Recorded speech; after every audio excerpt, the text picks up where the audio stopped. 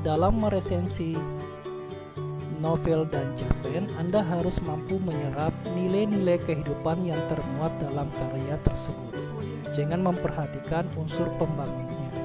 Unsur pembangun yang pertama adalah latar.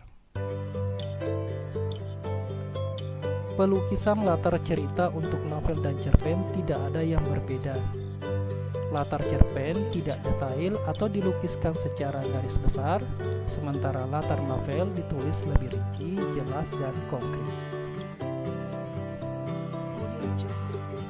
Unsur yang kedua adalah tokoh dan penokohan. Tokoh dalam cerita pendek lebih terbatas dibandingkan dengan novel. Hal ini berbeda dengan tokoh dan penokohan dalam novel. Tokoh dalam novel biasanya ditampilkan secara lebih lengkap, seperti ciri fisik, tingkah laku, kebiasaan, maupun hubungan antar tokoh, baik secara langsung maupun tidak langsung. Unsur pembangun yang ketiga adalah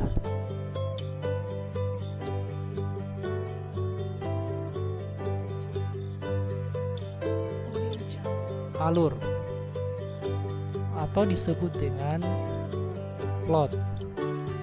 Alur cerita pendek umumnya bersifat tunggal, hanya terdiri atas satu urutan peristiwa yang berlangsung sampai cerita berakhir.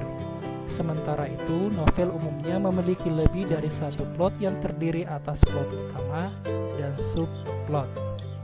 Plot utama ini berisi konflik utama yang menjadi inti persoalan.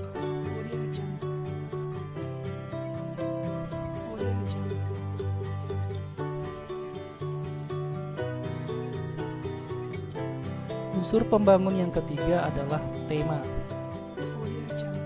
Karena ceritanya yang pendek, cerpen hanya berisi satu tema saja.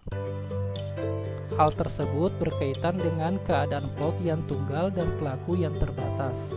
Sementara itu, novel menawarkan tema yang beragam, yakni tema utama dan tema tambahan.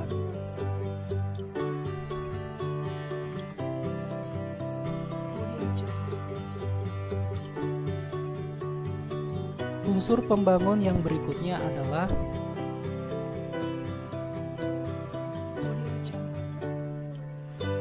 bahasa.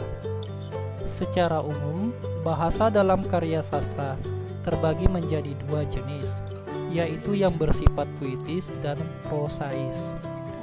Puitis dalam hal ini berarti bahasa mendukung konteks makna atau menimbulkan keindahan.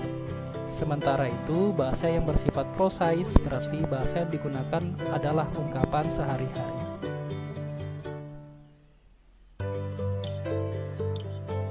Unsur pembangun yang terakhir adalah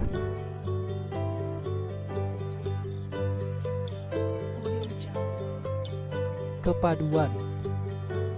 Cerpen dan novel yang baik harus memenuhi kriteria kepaduan. Artinya, segala sesuatu yang diceritakan berfungsi mendukung tema utama.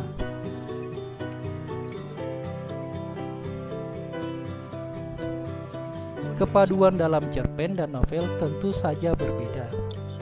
Novel umumnya terdiri atas sejumlah bab yang berisi cerita yang berbeda. Sementara itu, hal ini tidak akan ditemukan ketika membaca cerpen yang mencapai keutuhan dalam bentuk yang pendek.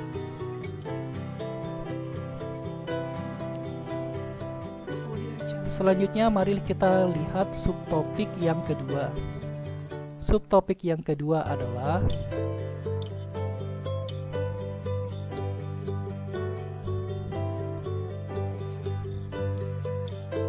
menulis resensi dari antologi cerpen dan novel.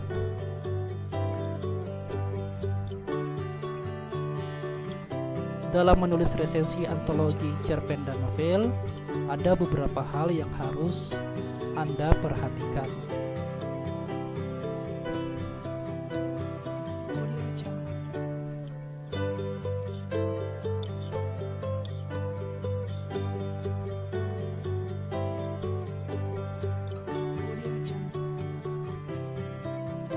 Yang pertama, pahamilah isi buku dan informasi tentang penulisnya. Kalian bisa membaca, melihat hal-hal apa saja yang harus diperhatikan dalam bagian ini.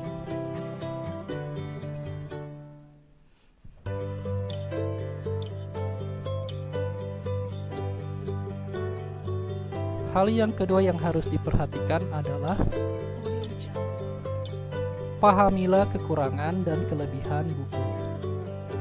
Untuk memahami kekurangan dan kelebihan buku, Anda dapat menuliskan jawaban atas pertanyaan-pertanyaan berikut.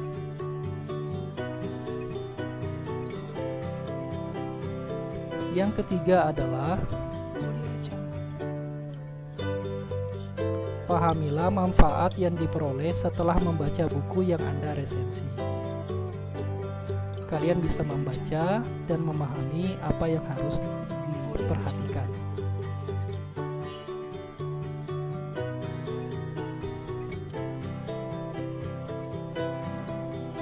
Baiklah, demikianlah pertemuan hari ini. Semoga pembelajaran yang kalian dapat peroleh hari ini dapat bermanfaat dengan baik.